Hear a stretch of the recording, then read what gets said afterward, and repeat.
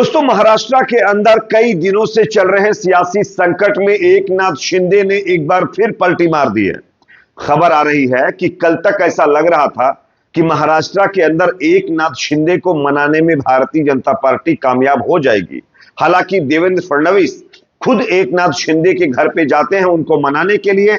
उसके बाद शिंदे की तरफ से भी ये कहा जाता है कि ठीक है भाई, मुख्यमंत्री पद आप ले लीजिए, हम डिप्टी सीएम ले लेंगे और सरकार बना ली जाएगी। लेकिन आज सुबह जो खबर सामने आ रही है उसने एक बार फिर भारतीय जनता पार्टी की बेचैनी को बढ़ा दिया है और बीजेपी का जो सपना था जल्द सरकार बनाने का, उस पर पानी फिरता हुआ नजर आ रहा। ऐसा क्या किया एकनाथ शिंदे ने, इसके बारे में आपको बताएंगे। साथ ही साथ दो और बड़ी खबरें आपके सामने रखेंगे।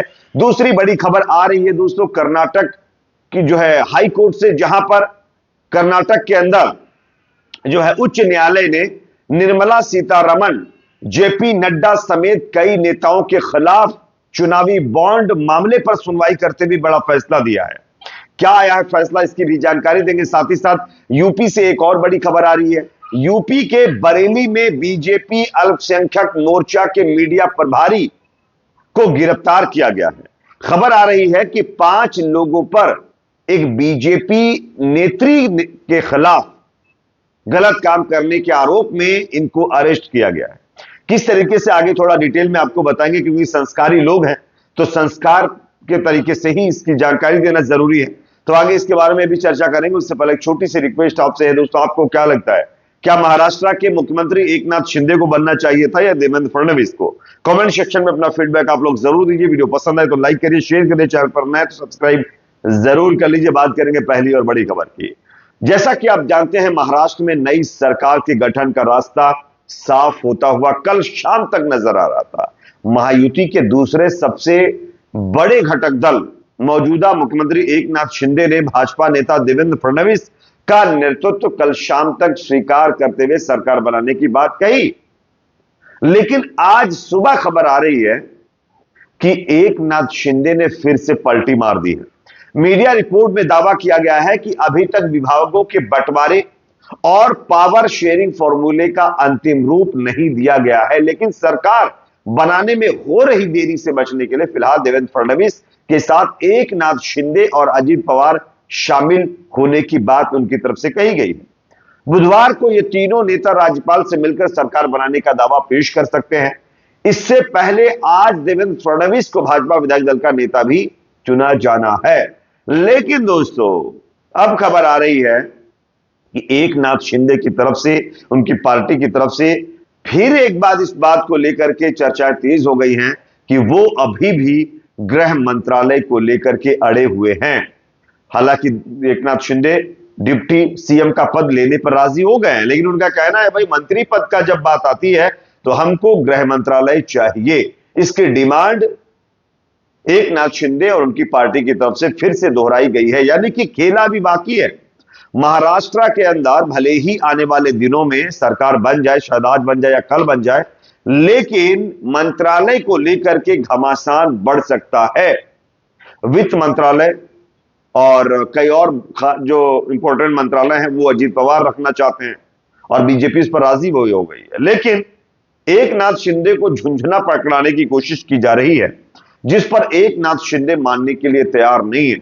एकनाथ शिंदे की पार्टी की तरफ से जो सूत्रों से जानकारी मिल रही है उनकी तरफ से कहा गया है कि हमको गृह मंत्रालय चाहिए ही चाहिए, क्योंकि हम मुख्यमंत्री पद के लिए कंप्रोमाइज कर रहे हैं। इसलिए अगर गृह मंत्रालय नहीं मिलता है तो आगे का ऑप्शन पर काम करेंगे। और इसके लिए बाकायदा एकनाथ शिंदे की पार्टी लगातार अपने नेताओं से स्ट्रेटेजी बनाने में लगी हुई है।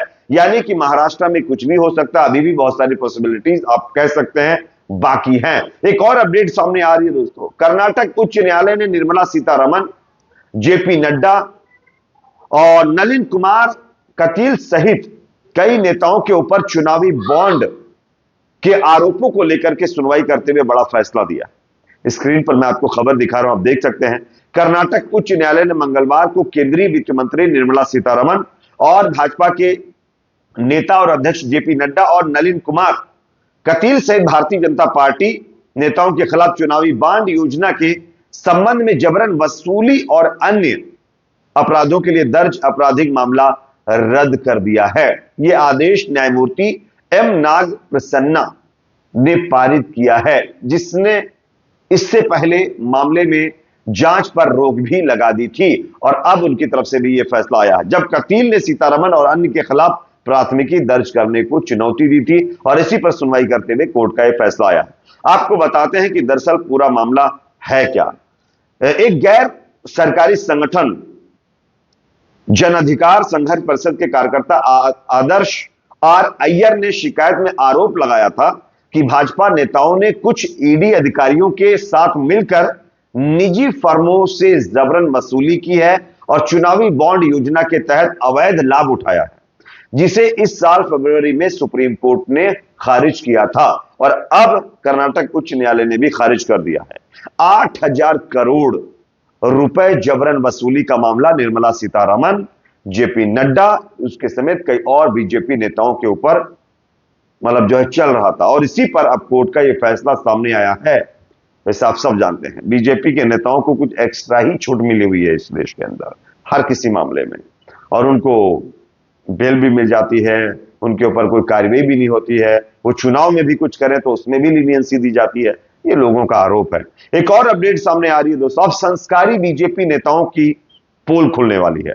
अगली खबर में स्क्रीन पर देखिए, बरेली से खबर है।